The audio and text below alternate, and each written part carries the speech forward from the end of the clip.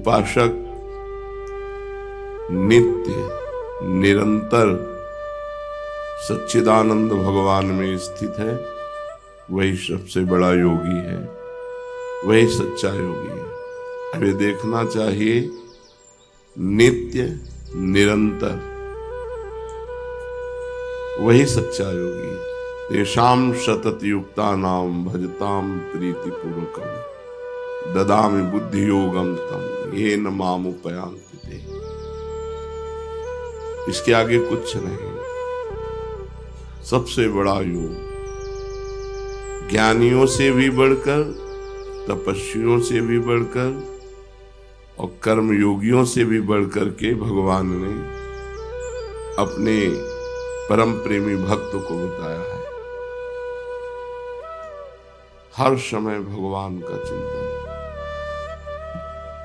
संसार का चिंतन असहनीय हो जाए, संसार का चिंतन अच्छा न लगे, हर समय नाम जप चल रहा है, भगवान के रूप का चिंतन, भगवान की लीलाओं का चिंतन। सच्चा योग है जीव का नित्य सत्य सच्चिदानंद रूप भगवान से नित्य जुड़े रहना। योग माने होता है जुड़ना, हर समय भगवान से जुड़े रहना। तो ये संसार असत्य है, क्षणभंगुर है, क्या ये ठीक है? हाँ, भूत काल, वर्तमान काल और भविष्य काल, तीनों कालों में इसकी सत्ता नहीं संसार की, ये स्वाप्निक है, इसलिए पूर्ण सत्य है, इसमें कुछ सार बात नहीं है। जैसे भूसी में कोई सार बात नहीं होती, ऐसे ये जो आप देख रहे हो नाना प्रकार की भोग विलासता, जैसे आपने स्वप्न में देखा तो जगह तो सार बात क्या मिली? कुछ नहीं। मरोगे तो तुम्हारे पास क्या जाएगा? अब जैसे बड़ी बड़ी बिल्डिंगें, मोटर, कार, रुपया, पैसा है, वैसे स्वाप्निक है, इसमें कोई सत्य थोड़ी है। अभी शरीर छूट गया तो क्या लेके जाओगे? कुछ नहीं। यही बात जब समझ में आती है तो भगवान शिव कह रहे हैं, उमा कहूं मैं अनुभव अपना। भगवान शिव अपना अनुभव बता रहे हैं। सत हरि भजन जगत सब सपना। सत्य है, जितना भजन कर लो। बड़े भाग्य हैं कि आप भजन मार्ग में हैं, नहीं तो संसार मार्ग में बस उन्हीं भोगों का चिंतन, रुपया का चिंतन, परिवार का चिंतन, राग द्वेष का चिंतन, हर समय व्यर्थ समय नष्ट करना। संसार का चिंतन, व्यर्थ समय नष्ट करना, ये असत्य है, इसमें कुछ भी सत्य नहीं। इसलिए कभी उत्साह नहीं होता विवेकी जनों को, ज्ञानी जनों को, भक्त जनों को। कुछ भी मिल जाए सब छूटने वाला है यार, अभी शरीर छूट जाए तो सब छूटने वाला है, कुछ उत्साह नहीं। हाँ, ये वादा हो कि तुम मरोगे नहीं, तो भाई चलो मरेंगे नहीं, स्थायी घर बन गया बढ़िया। अब घर बन के पुत के तैयार हुआ और प्रवेश उनका हुआ ही नहीं, घर यहीं पड़ा रहा। ये बड़ा झूठा है। उमा कहूं मैं अनुभव अपना, सत हरि भजन जगत सब सपना। वही विवेकी है जो भजन कर ले जाए, नहीं आकर्षण या इतने में ही संतोष कर लेते कि बढ़िया खाने पीने को मिल रहा है, मौत से जिंदगी कट रही। नहीं, जिंदगी काटने नहीं आए हम, जिंदगी में कुछ करने आए हैं। क्या करने आए हैं? उन्नति। कौन सी उन्नति? जो परिणाम में उन्नति हो। मान लो आप यहां बहुत बड़े पद पर चले गए, मृत्यु हो गई तो पद भी गया। हमको वो बात पकड़नी है जो मृत्यु के बाद हमें मिले। मृत्यु के पहले तो सब झूठा है। शरीर छूटने में सब छूट जाएगा तो सब झूठा है।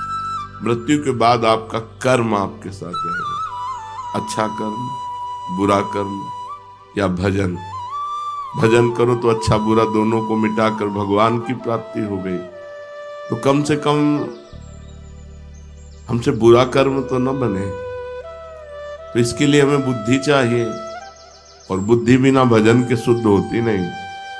इसलिए बड़ा कलह मचा है। जब संसार का हमें कुछ दर्शन होता है तब लगता है ऐसा संसार है, थोड़ी थोड़ी बात के लिए। दूसरा पुरुष मिल गया, पत्नी ने अपने पति को जहर खवा दिया बड़ी चालाकी से। अगर भजन नहीं है तो बुद्धि शुद्ध नहीं है। बुद्धि जब तक भगवान के चरणों का चिंतन नहीं होगा तब तक ये नष्ट करती रहेगी। अगर भगवान का भजन नहीं है तो आप गृहस्थी में भी प्रेम पूर्वक नहीं रह सकते। वासना ही तो है। जब अपने पति में संतुष्टता नहीं तो विश्व में संतुष्टता नहीं होगी, चाहे जितना पाप कर लो। जब अपनी पत्नी में संतुष्टता नहीं तो विश्व में चाहे जितनी स्त्रियों के साथ, वो सब पाप कर्म। तो बुद्धि शुद्ध करने के लिए अगर नाम जब सत्संग है तो बुद्धि शुद्ध हो जाएगी, नहीं तो घोर अशुद्ध होती चली जाएगी। और अशुद्ध बुद्धि ऐसी जगह फंसा देगी जहां लाभ हो। भजन के बिना राक्षसी भाव पर शासन नहीं हो सकता, और राक्षसी भाव सबके अंदर है। सुमति कुमति सबके उर राही। सबके हृदय में सुमति है और कुमति है, सुंदर बुद्धि है और असुंदर बुद्धि, राक्षसी बुद्धि है। यदि हम सत्संग सुनेंगे, नाम जप करेंगे तो सुंदर बुद्धि की वृद्धि होगी, और वो हमको अनुभव कराएगी कि संसार में सब कुछ झूठा है। फाइनल में देखो तो सब कुछ झूठा है, लेकिन कोई मानने के लिए तैयार नहीं कि झूठा है। एक एक रुपया, एक एक वस्तु ऐसे सजो सजो के, सीमेंट ऐसी आनी चाहिए कि कल्प तक विनाश ना हो। वो अपना मरने के लिए तैयार है, उनका कुछ पता नहीं कब। बड़ा संसार में क्लेश ही क्लेश है। आप लोग बचे हुए हो, धाम में हो ना, इसलिए असत संसार में भजन बहुत आवश्यक है, बिल्कुल आवश्यक है। जैसे जीने के लिए श्वास आवश्यक है, ऐसे जीवन बिताने के लिए भजन आवश्यक है। यदि भजन नहीं तो बुद्धि कहीं भी बिगड़ जाएगी और फंसा देगी। ब्राह्मी स्थिति में कब रहना चाहिए? अरे हर समय रहना चाहिए, क्योंकि कभी भी मृत्यु हो सकती है। ब्राह्मी स्थिति उसे कहते हैं, मैं शरीर नहीं हूं, मैं भगवान का जो स्वरूप हूं, अपने स्वरूप में स्थित रहना। न तन से न मन से किसी से कोई मतलब नहीं। भक्ति में उसी को जब भागवती की स्थिति कहते हैं, वो भगवान के चिंतन में है। हर समय भगवान के चिंतन में रहना चाहिए, नहीं धोखा है, कब मर जाए कुछ पता नहीं। एक गाय को इधर बांध दिया रोड के किनारे, और उसका गोबर उठा रही थी, और एक ट्रक आया, पीस गया। आराम से अपने बच्चे को लिए जा रही, गाड़ी बहकी हुई आई, उसे मार गई। कब कहां क्या हो जाए कुछ पता नहीं, कब कहां क्या हो जाए। इसलिए हर समय राधा राधा राधा राधा।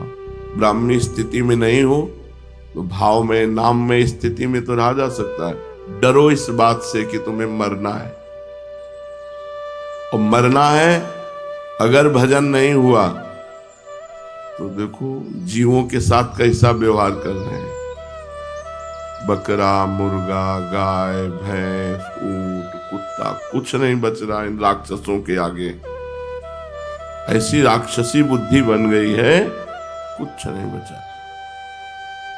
धीरे धीरे अपने देश में सब बाहरी हवाएं आ रही। अब बताओ, अगर हम बकरा बन गए और जिंदा जलाया जाता है, स्वादिष्ट मांस बनाने के लिए पैर ऊपर बांध दिए गए और नीचे से आग लगा दी गई, वो तड़प तड़प के मरता है। बनना है बकरा, चुपचाप भजन करो, नहीं बकरा बकरी बनोगे। बहुत बहुत दुर्दशा है। हम कभी कभी एकांत में इस बात से कि अरे लोग जान क्यों नहीं रहे कि किस लिए आए, अरे भजन कर ले, नहीं अगला जो होने वाला है उसमें आप कुछ नहीं कर सकते। जैसे पशु पक्षी अन्य योनियों में गए, कुछ नहीं कर सकते। कबूतर चुन रहा है, बिल्ली दौड़ के आई, पकड़ा, एक एक पंख उखाड़ के छील के खा गया। कितना भयानक पीड़ा होती है मृत्यु के समय। वो जब जीवों को देखो, स्कूटी में जा रहे हैं, एक्सीडेंट हुआ, आते निकल के बाहर निकल के पड़ गए रोड में। बहुत विचित्र। डरो कि इस संसार में अगर भगवान का आश्रय नहीं है तो तुम कहीं ना कहीं फंस जाओगे, कहीं ना कहीं तुम पिट जाओगे, कहीं ना कहीं तुम्हारी दुर्गति हो जाएगी। इसलिए हर समय नाम जप करते रहो। ये दैवी संपदा और आसुरी संपदा कहां रहती है? बोले चित्त में रहती है। जो चित्त वासुदेव का चिंतन करता रहता है, चित्त के अधिष्ठात्र देवता भगवान वासुदेव है, उसमें दैवी संपदा वास करती है। और जो चित्त संसार का चिंतन करता रहता है, उसमें आसुरी संपदा वास करती है। बहुत ध्यान देने योग्य बात है। चित्त का चिंतन नहीं छूटना चाहिए भगवान का। अगर चित्त का भगवान से चिंतन है तो दैवी संपदा जागृत हो जाएगी, और अगर संसार का चिंतन है तो आसुरी संपदा। आज प्रायः लोग प्रश्न करते हैं, बहुत उद्वेगित हैं, चिंतित हैं, अशांत हैं, परेशान हैं। क्यों? क्योंकि संसार का चिंतन हो रहा है। देखो, 6 घंटा नींद में सोते हो तो कितना अच्छा लगता है, क्योंकि संसार का चिंतन नहीं होता। अगर जागृत में 6 घंटा संसार का चिंतन छोड़कर भगवान का चिंतन करो तो परमानंद में डूब जाओगे। संसार का चिंतन ही आसुरी संपदा है, भगवान का चिंतन ही दैवी संपदा है। सारे सद्गुण उसके हृदय में आ जाते हैं जो भगवान का चिंतन करता है। ये आसुरी संपदा और दैवी संपदा दोनों चित्त में रहती हैं। अगर चिंतन भगवान का अधिक तो दैवी संपदा जागृत हो जाएगी, चिंतन संसार का अधिक तो आसुरी संपदा जागृत हो जाएगी। बंधन और मोक्ष क्या है? संसार के प्राणी पदार्थों का चिंतन करना ही बंधन है, और भगवान का चिंतन करना मोक्ष है। तुम भजन कर रहे हो, अभी मुक्त हो, हर समय भजन करो। लोग शरीर सुख के लिए परेशान हैं, और शरीर का सुख त्यागने से आनंद प्राप्त होता है, और शरीर सुख में आनंद प्राप्त करना चाहते, बस यही परेशानी। जीते जीते सब आंखें खराब हो रही, कान खराब हो रहे, पता नहीं क्या क्या। अब तो बड़ी विचित्र समस्याएं हैं। हम सच्ची कहते हैं, हर समय मन इस बात से व्याकुल रहता है कि ये लोग जाने यार